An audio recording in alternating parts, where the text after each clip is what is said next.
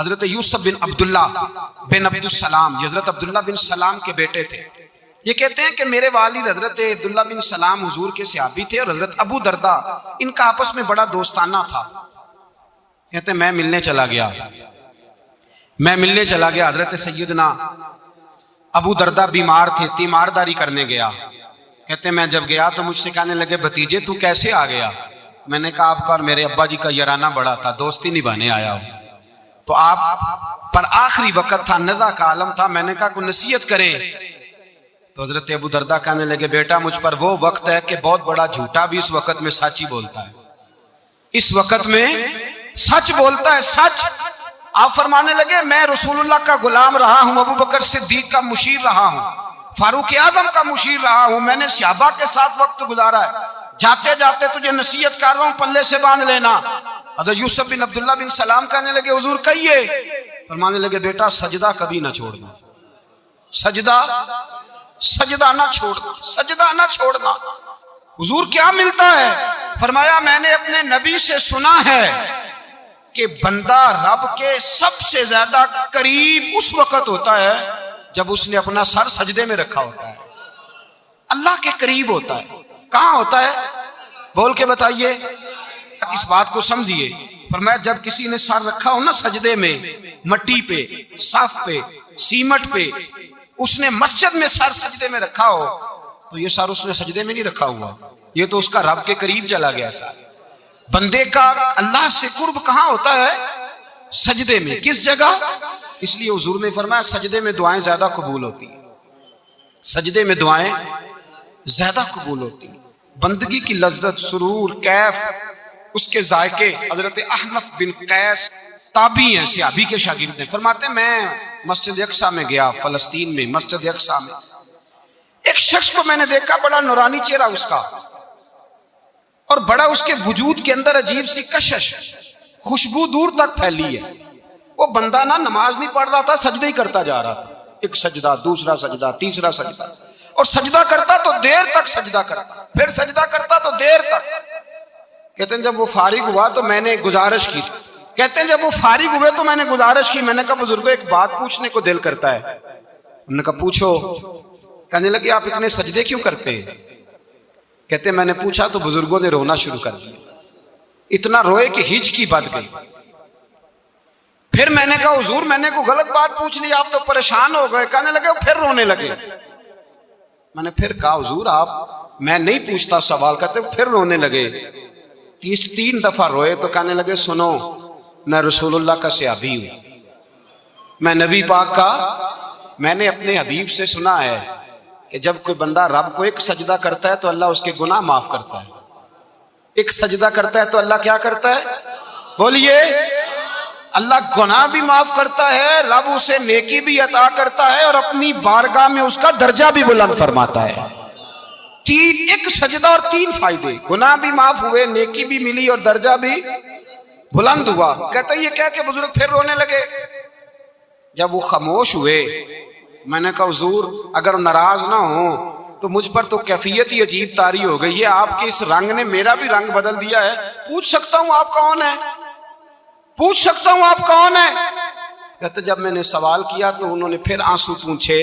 کہنے لگے میں رسول اللہ کا نوکر ابو ذر غفاری ہوں، میں ابو ذر غفاری ہوں. میں اپنی زندگی سجدے میں بتانا چاہتا ہوں، میں وقت اللہ کے حضور سجدہ کر. حضرت عمر فاروق رضی اللہ تعالیٰ عنہ نکلے عید کا خطبہ دینے کے لیے تو بیوی سے کہنے لگے جوتا.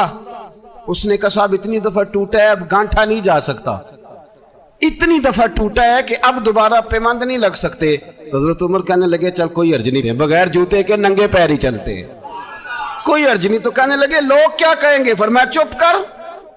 لوگ جس دن عمر نے یہ دیکھ لیا نا لوگ اس کے بارے میں کیا کہتے ہیں، اس دن عمر نہیں رہے گا.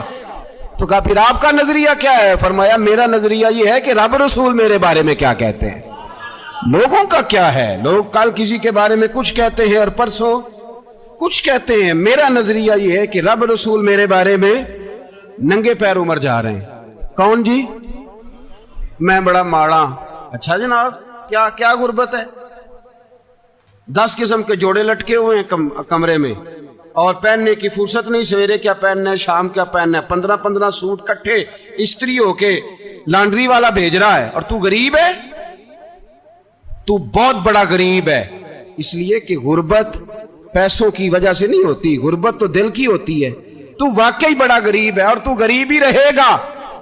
امیر تو عمر فاروق تھے، عمر فاروق تھے جو ننگے پاؤں چلے گئے عید کی نماز پڑھانے، تو رستے میں جو ملا کہنے لگا عمر جوتا تو پہن لو۔ فرمایا تمہیں عمر کا جوتا نہ پہننے کا نقص تو نظر آیا ہے، کوئی حرج نہیں، اگر عمر کو کبھی بتانا ہوا تو وہ والا نقص بتانا جو عمر کی سیرت میں پیدا ہو، کردار میں پیدا ہو، وہ والا نقص بتانا، یہ چھوڑو جوتے آتے جاتے رہتے۔ ننگے پاؤں گئے پاؤں۔ ہمارے ہاں میں نے اس دن بھی کہا تھا، ہمارے ہاں لوگوں نے بہانہ بنا لیا ہے حضور بخشوا دیں گے، محفل نعت 6 گھنٹے کی، نماز 5 منٹ کی، حضور بخشوا دیں گے۔ سنو نا، جنہیں حضور بخشوا رہے ہیں حضور انہیں بتا کیا رہے ہیں، حضور انہیں بتا کیا رہے ہیں؟ اللہ اکبر، کیا انداز ہے۔ حضرت ربیعہ بن کعب کہتے ہیں میں حضور کو وضو کرایا کرتا تھا، بخاری مسلم۔ ایک دن حضور نے فرمایا سل یا ربیعہ، ربیعہ کچھ مانگ لو، تو کہتے ہیں میں نے مانگا تو پھر میں نے بھی وہ چیز مانگی جو سب سے قیمتی تھی۔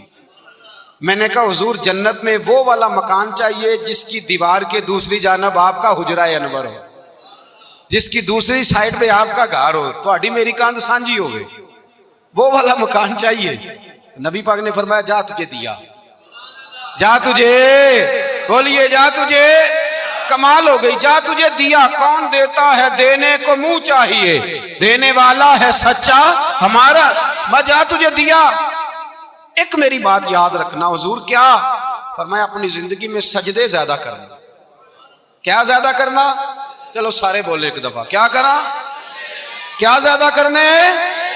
تو حضور بھی فرماتے ہیں میرا جنت میں پڑوسی وہ ہوگا جو سجدے زیادہ کر کے آئے گا۔ تو میرے بھائی اگر تو سجدہ ہی نہیں کرتا، تو اس لذت سے ہی ناشنا ہے، نماز جلدی کی، باقی سارے کام لیٹ کے، مسجدوں میں بیٹھے ہیں لوگ، خوش گپیاں چل رہی ہیں، بڑے بڑی لمبی، نماز کا وقت آیا تو چھوٹی ہو گئی، فٹافٹ کرو۔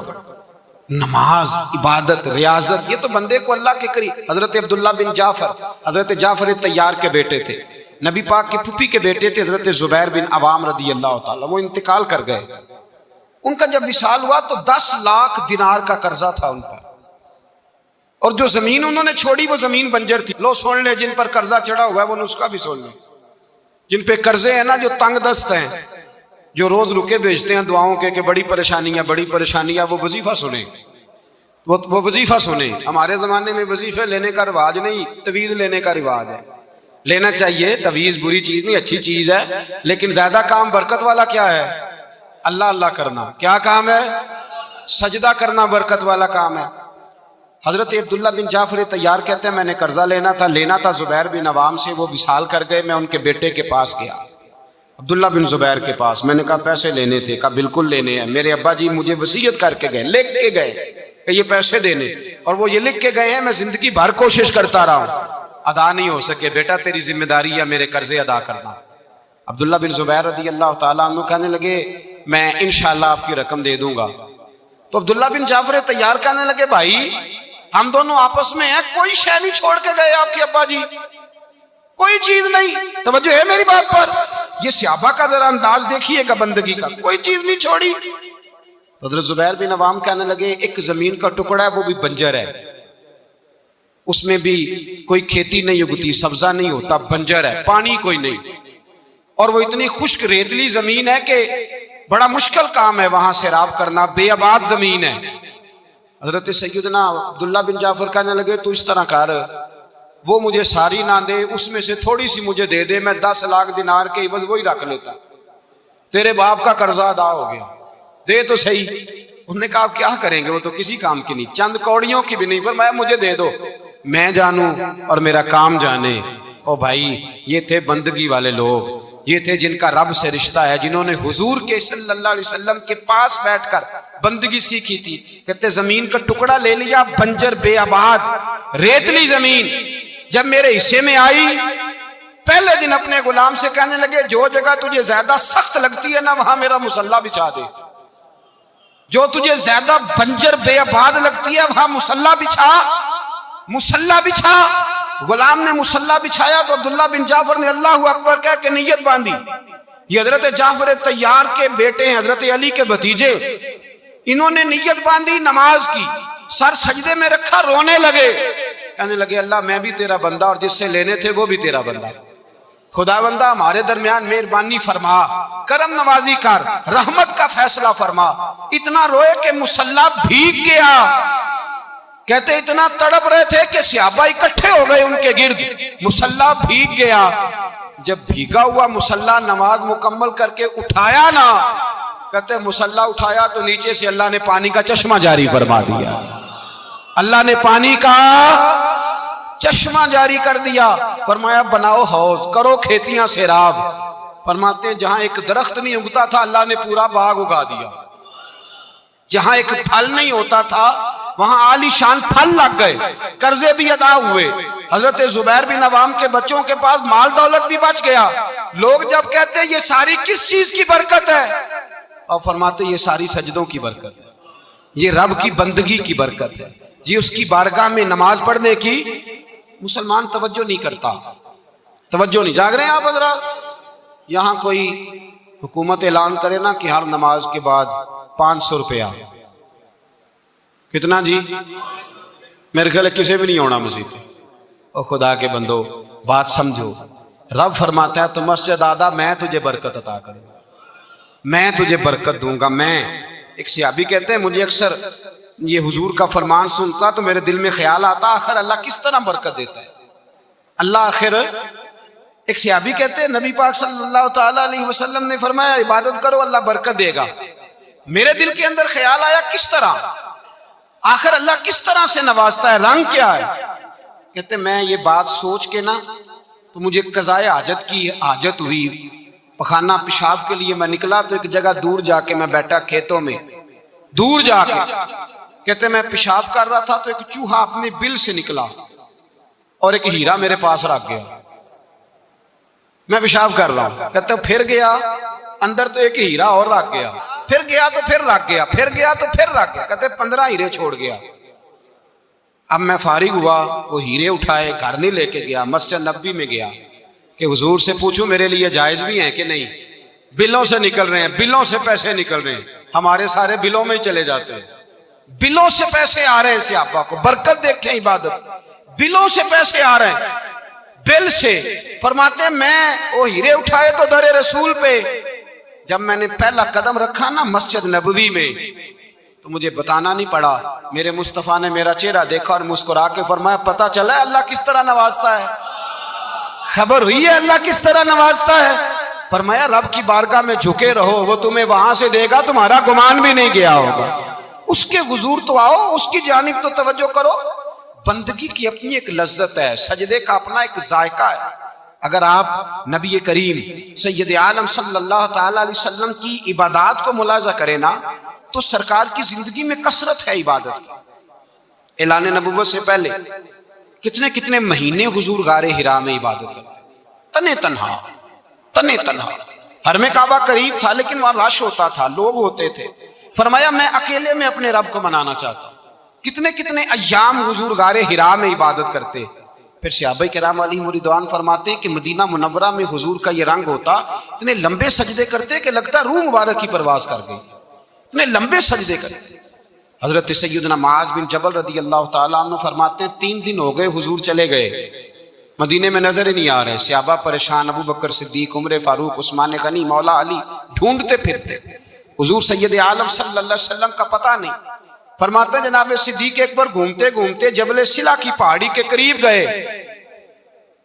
ایک چرواہا بکریاں چرا رہا تھا، اس سے پوچھا تم نے میرے محبوب کو تو نہیں دیکھا؟ تو کہنے لگا مجھے نہیں پتا تمہارے محبوب کون ہے. ایک آدمی آج 3 دنوں سے غار میں رو رہا ہے، اتنی شدت کے ساتھ روتا ہے کہ میری بکریاں جا کے غار کے سامنے بیٹھ جاتی ہیں. بکریاں بھی روتی ہیں، میں بڑا کھینچتا ہوں پر لوٹتی نہیں. رات کو گھر لے کے جاتا ہوں تو جاتی نہیں، سویرے باڑے سے نکالتا ہوں تو دوڑی ہوئی آتی، پھوٹ پھوٹ کے روتی ہیں. لیکن حال یہ ہے کہ دودھ پہلے سے بھی زیادہ دیتی ہیں. حضرت ابو بکر صدیق کہنے لگے یہی تو میرے رسول پاک علیہ الصلوۃ والسلام کے نبی ہونے کی علامت. اس صحابہ کو بلایا. 3 دن سے حضور سجدے میں ہیں. کتنے دنوں سے؟ یہاں سجدہ لمبا ہو جائے تو امام کے پیچھے لوگ بھاگنے لگتے ہیں کہ صاحب آپ تو فارغ ہیں، مجھے تو ڈیوٹی پہ بھی جانا تھا۔ 3 دن سے حضور سجدے میں، اتنا طویل سجدہ، اتنا طویل، صحابہ کہتے ہیں قدموں میں جا کے لگے، محبوبہ بس کریں آ جائیں۔ حضور نے فرمایا رب نے سورہ ہود نازل کر دی ہے، سخت حکم آ گئے ہیں۔ وہ کہتا ہے میں تیری امت سے حساب پوچھوں گا، میں اپنے رب کو منا رہا ہوں، بکر جاؤ مجھے منا لینے دو۔ حضور نے ہمیں بتلایا ہے کہ رب کو سجدہ کریں تو رب مانتا ہے، اس کو منانے کا طریقہ سجدہ کرنا ہے، جھکنا ہے، عبادت کرنا ہے۔ کہا وہ مانے گا تو میں آؤں گا۔ تڑپ گئے صحابہ۔ اور ایک روایت ایسی بھی ہے کہ جب بات نہ بنی تو حضرت فاطمہ سے عرض کیا۔ حضرت فاطمہ شام کا سناٹا چھایا، اپنے آپ کو کپڑوں میں لپیٹا، دائیں بائیں شہزادوں کے لیا تو حضور کی بارگاہ میں گئیں، کہنے لگی محبوبہ بس کریں گھر آ جائے، مدینہ سونا ہو گیا ہے، مسجد نبی کی دیواریں بھی روتی ہیں، یا رسول اللہ ستون مجھ سے آپ کا پوچھتے ہیں گھر آئیں۔ نبی پاک نے فرمایا فاطمہ تو بھی دعا کر، میں بھی دعا کرتا ہوں۔ حضرت فاطمہ بھی ساتھ والے کونے میں سجدے میں گر گئی، پھر دعا ہوئی، پھر التجا ہوئی۔ حضرت جبریل آئے، کہنے لگے محبوبہ رب کہتا ہے سار اٹھاؤ، وَلَسَوْفَ يُؤْتِيكَ رَبُّكَ فَتَرْضَىٰ، اللہ فرماتا ہے میں آپ کو اتنا دوں گا کہ آپ مجھ سے راضی ہو جائیں گے۔ تو حضور تو سجدے کے عالم میں۔ حضرت سیدنا عبد الرحمن ابن عوف کہتے ہیں میں حضور کے ساتھ تھا، ہم مسجد نبی سے نکلے تو سامنے ایک باغ آیا، حضور فٹافٹ گئے اور باغ میں سر سجدے میں رکھ دیا۔ دیر تک حضور نے سجدہ کیا، اتنا لمبا کہ جیسے کسی کی روح پرواز کر گئی۔ کہتے میں حضور فارغ ہوئے تو عرض کی حضور اتنے لمبے سجدے کی وجہ؟ تو فرمایا میرے پاس جبریل آئے تھے اور انہوں نے کہا یا رسول اللہ رب کہتا ہے آپ کا جو امتی ایک بار درود پڑے گا اللہ اس پہ 10